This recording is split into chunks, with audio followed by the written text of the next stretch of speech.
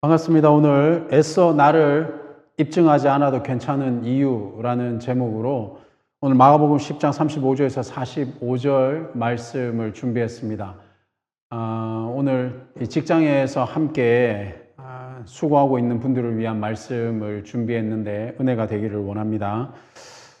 여러분, 오늘 이 본문의 무대는 예루살렘으로 올라가고 있는 길입니다. 예수님은 이 길 위에서 이미 3번이나 같은 말씀을 하셨습니다. 내가 고난을 받고 배신을 당하고 십자가에서 죽는다.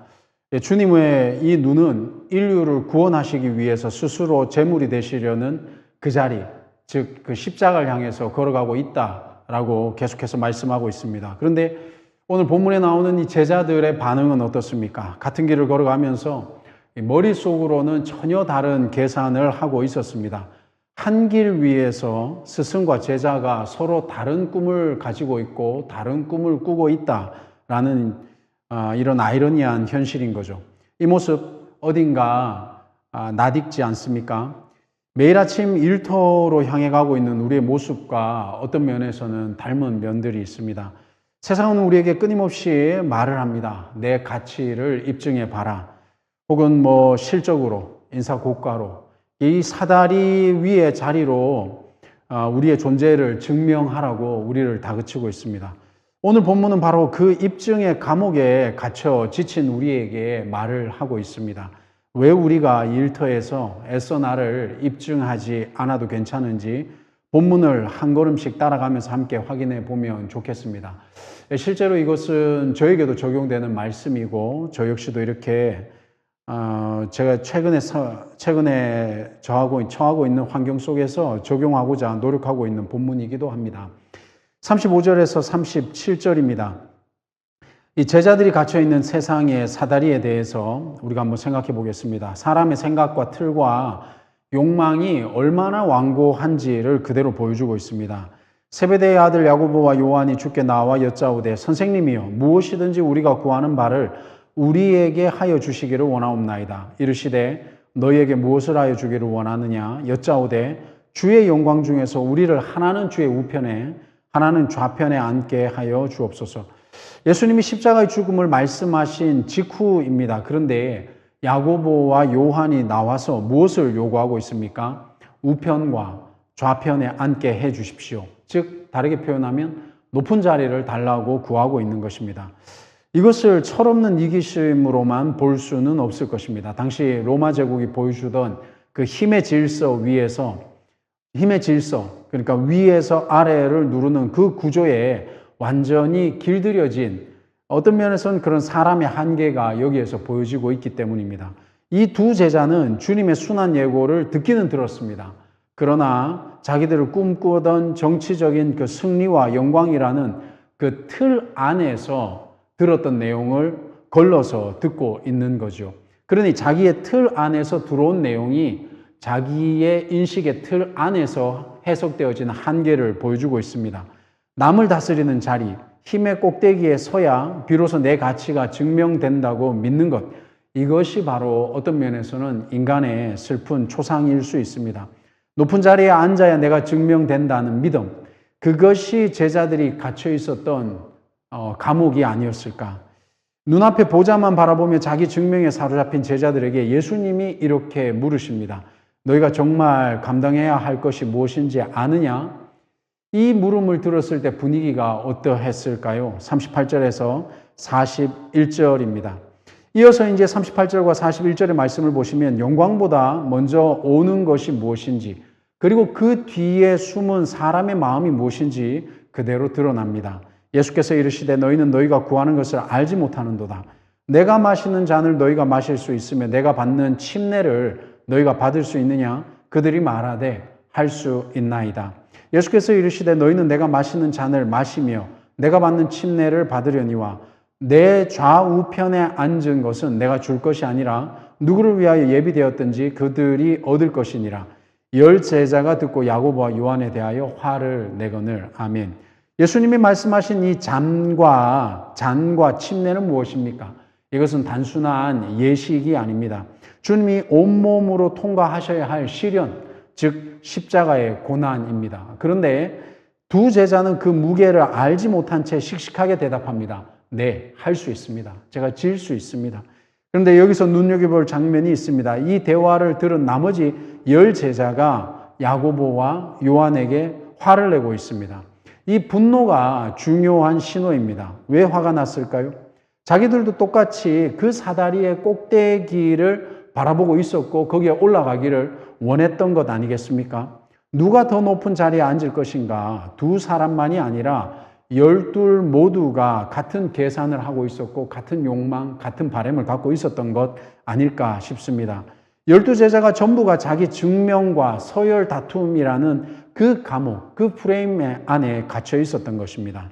누가 더 크냐를 두고 다투는 제자들을 보시면서 주님이 마침내 입을 열어 말씀하십니다. 세상의 질서를 뿌리채 뒤집는 하나님 나라의 선언을 하신 것입니다. 42절에서 44절 말씀입니다.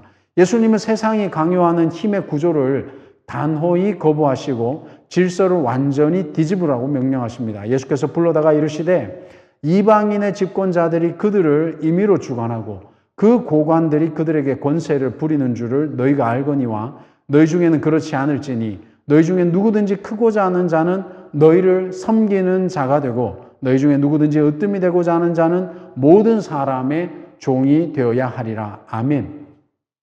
세상의 집권자들은 힘으로 사람들을 마음대로 주관하고 누릅니다. 주님은 그 방식을 통째로 거부하시거나 무너뜨리고 계십니다. 그리고 선언하십니다. 너희 중에는 그렇지 않을지니 세상의 사다리는 위로 올라가 남을 밟고 서야 내가 증명이 됩니다. 그러나 하늘의 질서는 정반대입니다. 일부러 남의 아래로 내려가 섬기는 자, 디아코노스. 디아코노스는 식탁에서 시중을 드는 그 종을 얘기를 하는 겁니다. 섬기는 자가 되고 더 내려가 낮은 종, 둘로스. 둘로스는 노예를 얘기하죠. 종이 되어야 될 때, 그 자리에 설 때 거기서 참된 위대함이 확증된다고 말씀하십니다. 이것은 겸손하게 살아라 라는 도덕적 교훈이 아닙니다. 세상의 시스템에 눈 감고 따라가지 않겠다라는 선언, 다른 질서를 따라 살겠다라는 영적 독립을 요구받고 있고 어떤 면에서는 그 독립을 선언하는 것입니다. 하늘의 위대함은 올라가서가 아니라 내려가서 확증된다는 겁니다. 그런데 여기서 정직한 질문이 하나 생깁니다. 여러분도 그렇고 저에게도 마찬가지입니다. 사람이 어떻게 자기 이기심과 생존 본능을 거슬러 이렇게 낮아질 수가 있겠습니까? 주님은 그 가능성의 근거를 우리의 의지에 두고 있지 않습니다. 당신이 친히 이루실 확실한 실체에 두고 계신 것입니다. 45절 말씀입니다. 마가복음 전체의 절정이자 자기를 부인하는 사람이 붙잡아야 할 마지막 본질은 무엇입니까? 인자가 온 것은 섬김을 받으려 함이 아니라 도리어 섬기려 하고 자기 목숨을 많은 사람의 대속물로 주려 함이니라. 아멘. 예수님은 자신이 이 땅에 오신 최종 목적을 이렇게 밝히셨습니다. 자기 목숨을 많은 사람의 대속물로 주려 함이니라. 대속물이 무엇입니까? 빛에 쪼들려 노예로 팔려간 사람을 위해 누군가 대신 값을 치르고 그를 자유롭게 해주기 위해서 치르는 몸값, 이것이 바로 대속물입니다. 주님이 그것을 치르신 것입니다. 한 치 앞도 보지 못하고 눈앞에 보자만 구하는 것이 어떤 면에서는 인간입니다. 예수님은 바로 그 절망적인 한계와 죄를 대신 짊어지시고 십자가에서 스스로 부서지셨습니다. 값은 이미 주님이 치르셨다는 겁니다. 내 힘으로 나를 증명하려고 발버둥거릴 때 남는 것은 무엇입니까? 시기와 분노, 그리고 비교의식. 그러나 주님이 이미 목숨을 바쳐 내 존재의 값을 치르셨다라는 이 확고한 사실에 기댈 때 사람은 비로소 자기 증명이라는 오랜 저주에서 풀려날 수가 있을 것이다 라고 생각이 되어집니다. 주님이 이미 값을 치르셨기에 나는 더 이상 나를 증명할 필요가 없게 된 것입니다. 사랑하는 여러분, 이제 본문에서 눈을 들어 우리의 삶과 우리의 일터를 한번 돌아보기 바랍니다. 이 직장이야말로 야고보와 요한이 매달렸던 그 사다리가 가장 강하게 작동하고 있는 곳입니다. 우리는 매일 아침 듣습니다. 어떤 면에서 너의 쓸모를 입증하라. 너의 성과를 증명하라. 이 구조에 빨려 들어가면 어떻게 됩니까? 내 연약함이 드러나는 순간 깊이 무너지거나 자존심을 지키려고 남을 깎아내리거나 혹은 거짓을 말하거나 혹은 자신을 속이거나 이 수레바퀴 속에서 벗어나지 못하게 됩니다. 그러나 오늘 본문이 내린 결론은 분명합니다. 내가 나를 증명하려 하면 결국 아무것도 증명이 되지 않습니다.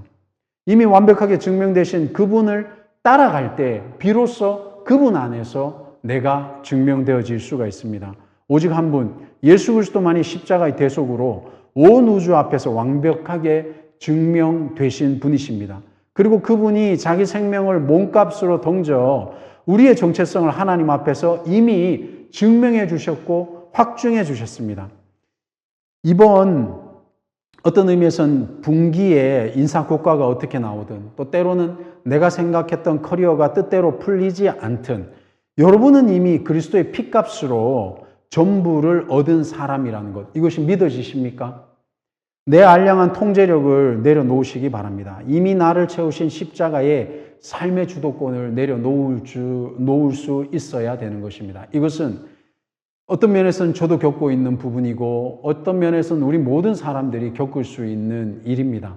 그러나 그 원대한 비전 앞에 우리가 나아갈 때 나를 증명하려고 하는 이 노력들은 어떤 면에서는 오히려 비전으로 나아가는 데 방해가 될 수 있다는 것을 깨닫기 바랍니다. 이미 전부를 얻었기에 우리는 세상의 평판에 흔들리며 나를 입증하려고 애쓰지 않는 것, 애쓰려는 노력보다는 내가 증명되어진 그 자리를 찾아갈 수 있는 이것이 필요한 겁니다. 이 자유를 가진 직장인만이 내일 아침 출근길에 당당하고 주체적인 정신으로 설 수 있지 않겠습니까?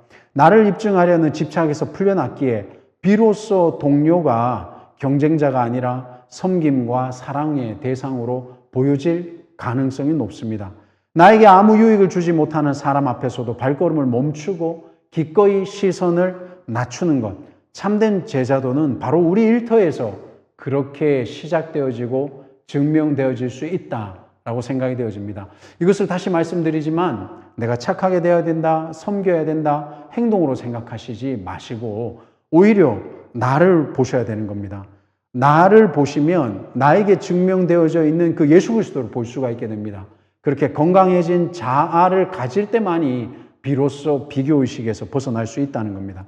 애써 나를 입증하려고 했던 그 피로한 수고를 이제 십자가 앞에 내려놓으시고 이미 나를 완벽하게 증명하신 주님 품 안에서 전부를 얻은 자유를 누릴 수 있기를 주님의 이름으로 축원을 드립니다. 다가오는 이 내일 아침, 어쩌면은 일주일이 끝난 월요일 아침, 우리의 일터가 하나님 나라의 거룩한 섬김의 자리로 바뀌기를 주님의 이름으로 축원을 드립니다.